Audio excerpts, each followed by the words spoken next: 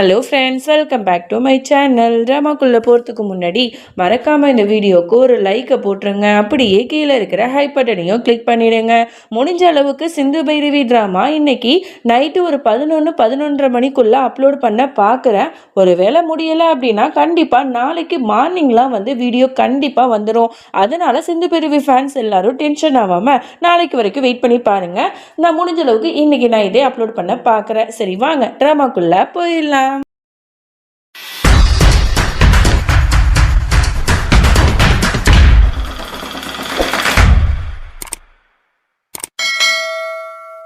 Starting சீனில் நம்மளோட வேலுக்கும் ரோஹிணிக்கும் கல்யாணம் நடந்துட்டுருக்கோம். அப்போ கரெக்டாக சீமா வந்துட்டு அந்த கல்யாணத்தை தடுத்து நிறுத்துவான். இந்த பாரு ரோஹிணி, இவனை நம்பாத, இவன் வந்து உன்னை ஏமாத்துறான், உனக்கு ஏற்கனவே கல்யாணம் ஆகிடுச்சுமா, அது மட்டும் இல்லாமல் நான் தான் உன்னோட அக்கா, என்னை நம்பு அப்படிங்கிற மாதிரி எவ்வளோதோ பேசிக்கிட்டு இருக்கான். ஆனால் அதுக்கு நடுவில் வேலு வந்துட்டு இந்த மாதிரி நான் உங்ககிட்ட ஏற்கனவே சொன்னாலும் அக்கா ரொம்ப மோசமானவனே, இவளை நீ நம்பாத அப்படின்னு சொல்லிட்டு இவன் இன்னொன்று பக்கம் வேலு வந்து கடந்து கத்திட்டு இருக்கான்.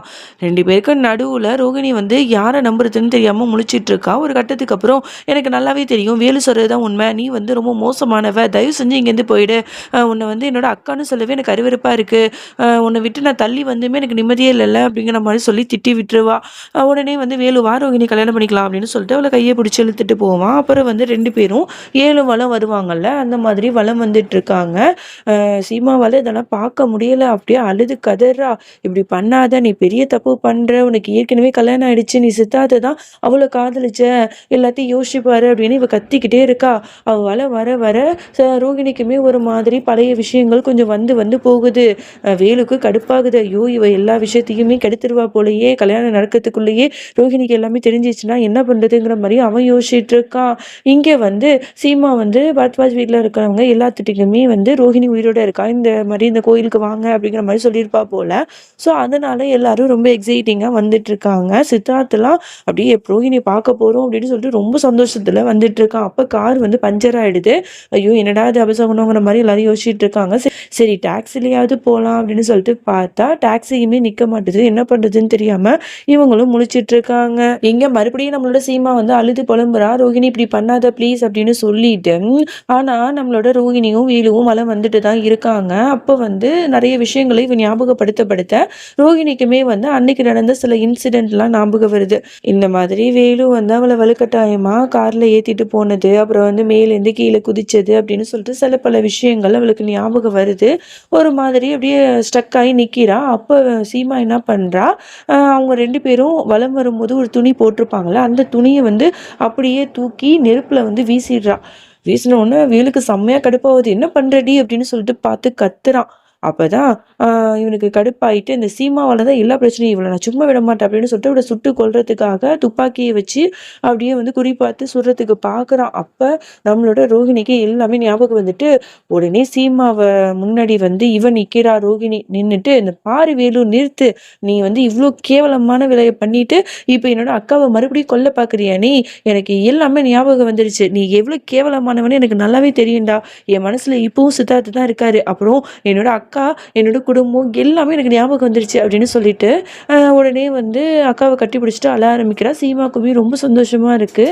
இந்த மாதிரி ரெண்டு பேரும் அன்பு பரிமாறிட்டு இருக்கும்போது இதெல்லாம் பார்க்குற வேலுக்கு செம்மையா காண்டாவது. ஐயோ நம்ம எது நடக்கக்கூடாதுன்னு நினைச்சோமோ அது நடந்துருச்சு அப்படின்னு சொல்லிட்டு ஷாக் ஆகி பார்க்குறான். உடனே வந்து ரோஹிணி அவனை பார்த்து பேசிட்டு இருக்கா, நான் உனக்கு அப்படி என்ன வந்து பாவம் பண்ண, எதுக்கு இப்படி வந்து என்ன சித்திரவதைப்படுத்துற, என் குடும்பத்திட்டேருந்து என்னை பிரிச்சு நீ என்ன வந்து சாதிக்கணும்னு நினைக்கிற அப்படிங்கிற மாதிரிலாம் கேட்கும்போது, இந்த பாரு ரோகிணி, நான் உன்னை ரொம்ப காதலிக்கிறேன், நீ வந்து என்ன காதலிக்கிற மாதிரி நடிச்சிருக்கலாம், ஆனா நான் உன்னை உண்மையா தான் காதலிச்சேன், தயவு செஞ்சு எனக்கு ஒரு சான்ஸ் கொடு, நம்ம ரெண்டு பேரும் தூரமா கண்காணாத ஒரு இடத்துல போய் சந்தோஷமா வாழலாம், எல்லாத்துக்கான இந்த சீமா தான், இவ மட்டும் வராம இருந்திருந்தா இன்னும் மட்டும் நம்ம ரெண்டு பேருக்கும் கல்யாணம் நடந்தே முடிஞ்சிருக்கும், இவளை வந்து கொண்டுட்டா எல்லா பிரச்சனையும் தெரிஞ்சிடும் அப்படிங்கிற மாதிரி சொல்லும் போது, இந்த பாரு அவங்களை கொல்றதுக்கு முன்னாடி ஃபர்ஸ்ட் என்ன கொலை பண்ணிடு, அதுக்கப்புறமா நீ நிம்மதியா இரு, என்ன சுடணுமா சுடுன்னு சொல்ல வேலுக்கு வந்து எதுவுமே பண்ண முடியல. அப்படியே அழுதுட்டு அப்படியே ரொம்ப மனசு உடைஞ்சு போய் நிற்கிறான்.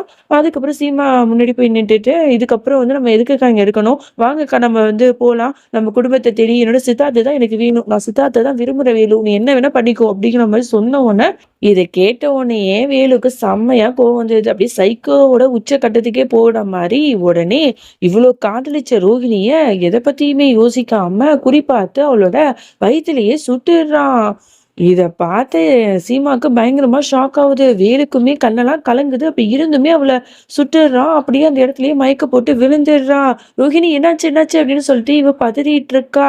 இங்க வேலுவுமே வந்து, "ரோஹிணி நான் உன்ன எவ்வளோ காதலிச்சேன் தெரியுமா? என்னோட கையாலேயே வந்து உன்ன சுட வச்சுட்டல்ல. எனக்கு என்ன சொல்றதுன்னே தெரியல. என் வாழ்க்கையே வெறுத்து போச்சு. இதுக்கப்புறம் எனக்கு வாழவே பிடிக்கல." அப்படின்னு சொல்லிட்டு அவன் வந்து அப்படியே வந்து பித்து பிடிச்ச மாரி நடந்து போறான். இதெல்லாம் பார்க்கும்போது சீமாக்கு அவ்ளோ கோவம் வருது. அப்புறம் ரோகிணிய கொலை பண்ணிட்டு, "நீ எங்கடா போற?" அப்படின்னு சொல்லிட்டு, உடனே அவன வந்து தலையிலேயே ஒரு கட்டைய வச்சு அடிச்சிருவா. அவன் வந்து அந்த இடத்திலேயே மயக்க போட்டு விழுந்துடுறான். இவளும் தண்ணியெல்லாம் தெளிச்சு அவள எவ்வளதோ எழுப்ப முயற்சி பண்றா. ஆனா வந்து எழுப்பவே முடியல. இங்க ரோகிணிய வந்து சுட்டு அடுத்த நிமிஷமே இங்க சித்தார்த்த தான் காட்டுறாங்க. அவனுக்கு ஒரு மாரி நெஞ்சு படபடன்னு இருக்கு. ரோகிணிக்கு ஏதோ தப்பாயிடுச்சோ அப்படின்னு சொல்லிட்டு அவனுமே மனசு போட்டு குழப்பிட்டு இருக்கான். இங்க நம்மளோட சீமா வந்து ரோகிணிய வந்து ஹாஸ்பிட்டல்ல அட்மிட் பண்ணியிருப்பா. ஆனா டாக்டர்ஸ்லாம் வந்து சொல்லிடுறாங்க, அவங்க இறந்து போயிட்டாங்க அப்படின்னு சொல்லிட்டு. இந்த விஷயத்த தாங்க முடியாம அவ கதறி கதறி அழறா. "இல்ல டாக்டர், நீங்க இன்னொரு தடவ செக் பண்ணி பாருங்க. என் தங்கச்சி உயிரோட தான் இருப்பா" அப்படின்னு சொல்லும்போது, "இல்ல நாங்க வந்து 1க்கு 2 தடவ செக் பண்ணிட்டோம். அவங்க இதய துடிப்பு நின்னு போயிடுச்சு. இத தான் நீங்க ஏத்துக்கிட்டு தான் ஆகணும்" அப்படின்னு சொல்லிட்டு போயிடுறாங்க. இவளுக்கு என்ன பண்றதுன்னு தெரியல. அப்படியே அழுதுகிட்டே போயிட்டு ஃபோன் பண்ணி இந்த மாதிரி சித்தார்த்திட்ட சொல்றா. இந்த மாதிரி சிட்டி ஹாஸ்பிட்டலுக்கு உடனே வாங்க அப்படின்னு சொல்லிட்டு. அப்புறம் மொத்த குடும்பமுமே கரெக்ட்டா ஹாஸ்பிட்டலுக்கு வராங்க. வந்து பார்த்தா, அங்க வந்து சீமா அப்படியே அழுதுட்டு உட்கார்ந்திருக்கா. உடனே பிரேம் வந்து "என்னாச்சும்மா?" அப்படிங்கிற மாரி கேட்குறான். அப்பதான் எல்லாரும் கேட்குறாங்க, "ரோகிணி எங்க?" அப்படின்னு சொல்லிட்டு சித்தார்த்தலாம் ரொம்ப எக்ஸைட்டிங்கா கேட்டுட்டு இருக்கான். உடனே அவ அழுதுட்டே சொல்றா, "ரோகிணி வந்து இறந்து போயிட்டா. அவ நம்மள விட்டு போயிட்டா" அப்படின்னு சொல்லிட்டு கதறி கதறி அழறா. இத கேட்டு ஒட்டுமொத்த குடும்பத்துக்குமே பயங்கர அதிர்ச்சியா இருக்கு. அவ்ளோ வந்து அழுதுட்டு இருக்காங்க. அ அப்போ வந்து சித்தார்த் சொல்றான், "நான் அப்பவே சொன்னேன்ல, என்னோட ரோகிணி வந்து இறந்து போயிருக்க மாட்டா. உயிரோட தான் இருப்பான்னு. நானும் சீமாவும் சொல்றத நீங்க யாருமே நம்பல. இப்ப பார்த்தீங்களா? உயிரோட தான் இருந்திருக்கா. ஆனா இப்பதான் வந்து அவளுக்கு இந்த மாரி நடந்திருக்கு" அப்படின்னு சொல்லிட்டு அவனுமே வருத்தப்படுறான். அப்பதான் சீமாட்ட கேட்குறாங்க, "அப்படி என்னதாம்மா நடந்துச்சு? நீ எப்படி ரோகிணிய பார்த்த? என்ன நடந்துச்சு சொல்லு" அப்படின்னு கேட்ட உடனே, அவளும் எல்லா விஷயத்தையும் சொல்றா.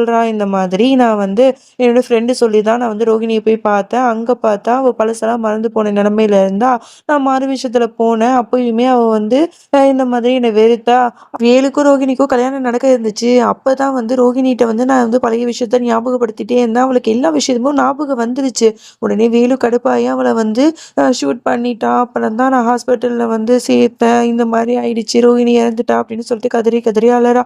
இதெல்லாம் பார்க்கும்போது அவங்களுக்கு அவ்ளோ கஷ்டமா இருக்கு. அதோட அ சரி அவளோட கடைசி கடைசி தடவையாவது அவளோட முகத்த பார்க்கலான்னு சொல்லிட்டு, "அவளோட டெட் பாடி எங்க?" அப்படின்னு சொல்லிட்டு கேட்குறாங்க. "ஹாஸ்பிட்டல் உள்ளாக தான் இருக்கு" அப்படின்னு சொல்லிட்டு உள்ளாக்க கூட்டு போயிட்டு அந்த டாக்டர்ட்ட போய் கேட்டா, இந்த மாரி "ரோகிணியா? அந்த மாரி எந்த பேஷண்ட்டுமே இங்க அட்மிட் ஆகலையே" அப்படிங்கிற மாரி சொல்றாங்க. இத கேட்டவுடனே ஒட்டுமொத்த குடும்பத்துக்குமே அதிர்ச்சியா இருக்கு. சீமா வந்து அப்படியே செம்ம காண்டாயி கத்துறா. "என்ன உளறீங்க? இப்ப தானே என்னோட தங்கச்சிய நான் அழைச்சிட்டு வந்தேன். நீங்க தானே சொன்னீங்க அவ இறந்து போயிட்டான்னு.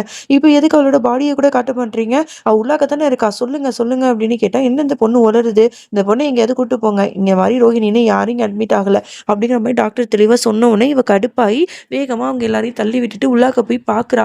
பார்த்தா அந்த ரூம்ல யாருமே இல்ல. உடனே எல்லாரும் அதிர்ச்சியாறாங்க. டாக்டர் சொல்றாரு, "நான் தான் சொன்னேன்ல இங்க யாரும் இல்லன்னு. இந்த பொண்ணு என்ன பைத்தியமா?" அப்படின்னு சொல்லிட்டு கத்துறாங்க. "ஐயோ! பாட்டி நான் சொல்றத கேளுங்க. ரோகிணிய வந்து நான் இங்க தான் வந்து அட்மிட் பண்ணேன். அது மட்டும் இல்லாம அவ ரத்த வெள்ளத்துல இருந்தா. அந்த பாருங்க என் சாரி ஃபுல்லா எவ்ளோ ரத்தமா இருக்குன்னு. எல்லாமே என் தங்கச்சியோட ரத்தம் தான்." அப்படிங்கிற மாரி அவ சொல்ல சொல்ல குடும்பத்துல இருக்கிறவங்க எல்லாருமே சாரிய பார்க்குறாங்க. அது நல்லா பளிச்சுன்னு தான் இருக்கு. எந்த விதமான ரத்தமுமே இல்ல. "என்னடா அது?" அப்படின்னு சொல்லிட்டு சீமாவும் பார்க்குறா. பார்த்தா அவளுக்குமே ஒண்ணுமே புரியல. எப்படி இது நடந்துச்சு? அ ரோகிணியோட ரத்தம் வந்து என்னோட சாரி முழுக்க இருந்துச்சே! அப்படின்னு அவளும் புலம்புறா. என்னடா இது நம்மளையும் பைத்தியக்காரனா ஆக்குறாங்களே! அப்படிங்கிற மாரி தான் இருக்கு. அதோட எனக்கு ஒரே ஒரு சான்ஸ் குடுங்க. நான் உங்களுக்கு நிரூபிச்சு காட்டுறேன். இந்த மாதிரி ரோகிணிக்கும், வேலுக்கும் வந்து கோயில்ல தான் கல்யாணம் நடக்க இருந்துச்சு. அங்க வந்து ஒரு பண்டிதர் தான் அந்த கல்யாணத்த நடத்தி வச்சாரு. அவர்ட்ட போய் நம்ம கேட்டா எல்லா உண்மையும் தெரியும் வாங்க. அப்படிங்கிற மாரி அழுது கெஞ்சுறா. பிரேம்ட்டயும் ரொம்ப கெஞ்சுறா. அதனால வேற வழி இல்லாம சரி அங்க போய் பார்க்கலாம் அப்படின்னு சொல்லிட்டு எல்லாரும் அங்க போய் பார்க்குறாங்க. அங்க போயிட்டு இந்த மாரி ரோஹிணி, வேலு 2 பேரும் கல்யாணம் பண்ணி வந்து வந்தாங்கல்ல. கொஞ்ச நேரத்துக்கு முன்னாடி நீங்க தானே கல்யாணம் பண்றதுக்கு வந்து அரேஞ்ச்மெண்ட்ஸ்லாம் பண்ணீங்க. சொல்லுங்க அப்படிங்கிற மாரி சொல்லும்போது, அந்த பண்டிதரும், "என்ன சொல்றீங்க? இன்னைக்கு வந்து நான் யாருக்குமே கல்யாணம் பண்ணி வைக்கலையே. நீங்க சொல்ற மாரி எந்த பொண்ணும், மாப்பிள்ளையும் இங்க வரவே இல்லையே" அப்படிங்கிற மாரி அவன் ஒரு குண்ட தூக்கி போட, சீமாலேருந்து ஒட்டுமொத்த குடும்பத்துக்கும் மறுபடியும் அதிர்ச்சியா இருக்கு. என்னடா இது! சீமா சொல்லுது எல்லாமே பொய்யா? இல்ல உண்மையா? அப்படிங்கிற மாரி தான் இருக்கு. இல்ல வந்து நம்மள பைத்தியக்காரனாவே நெனச்சிட்டு இருக்காங்களா? அப்படிங்கிற மாரி தான் இருக்கு. என்ன சொல்றதுன்னு தெரியல. இந்த எபிசோட் வந்து எப்படி இருந்துச்சு? அப்படின்னு சொல்லிட்டு மறக்காம கீழ கமெண்ட் பண்ணுங்க. ரொம்பவே இன்ட்ரஸ்டிங்கா போயிருக்கும்னு நெனைக்கிறேன். அடுத்தடுத்த பார்ட்டுமே இதை விட இன்ட்ரெஸ்டிங்கா இருக்கும். அதனால ஃபுல்லா பாருங்க. நெக்ஸ்ட் பார்ட் நாளைக்கு பார்க்கலாம்.